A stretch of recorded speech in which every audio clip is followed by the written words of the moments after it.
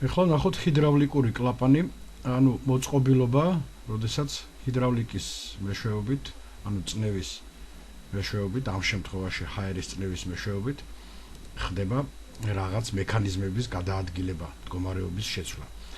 პირველ რიგში განვიხილოთ ის მომენტი, რომ აი აქ ხედავთ უშუალოდ აი ამ კლაპანს, რომელიც წარმოადგენს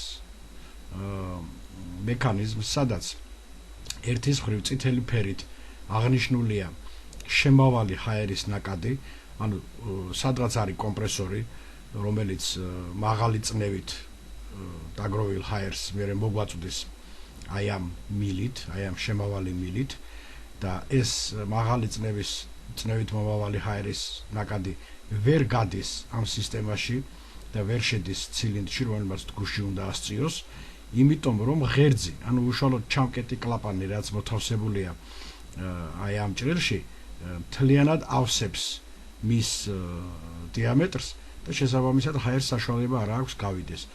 ხოლო თუ კი ცილინდრში რაიმე ჰაერი იყო დარჩენილი, რომელიც ახლა ამ შემთხვევაში ლურჯი ფერით არის აღნიშნული, ის აი ამ შესასვლელით და აი ამ ადგილით, რომელიც იმის გამო, რომ ამ კლაპანში ნაკლები დიამეტრის ღერო არის დარჩენილი და შესაბამისად არის სიცარიელე, სადაც შეიძლება ჰაერი გავიდეს, შემოუაროს ამ ღეროს და დატოვოს სისტემა, ამიტომ ის შეიძლება უკან დაბრუნდეს.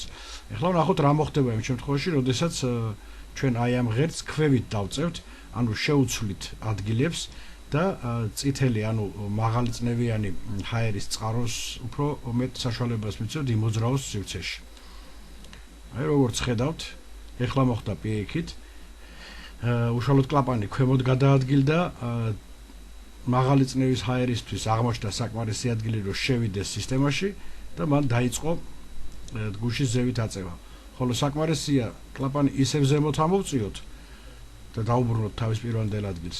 ჰაერი გამოედინება, წითელისთვის ჩაიკეტება, ლურჯისთვის გაიხსნება, ჰაერი გამოედინება ცილინდრიდან და ჯგუფი ისევ თავისი წონის გამო დაიკავებს თავის ადგილს. დავაკვირდეთ რამდენჯერმე, გავიმეოროთ და დავაკვირდეთ რა მოხდება. შეუშვით მაღალი წნევის ჰაერი, ჯგუფმა დაიკავა მაქსიმალური მდგომარეობა, ამოვწიეთ კლაპანი, შესაბამისად გავხსენით გზა ჯგუფში დაგროვილი ჰაერის გამოსასვლელად და ასე შემდეგ.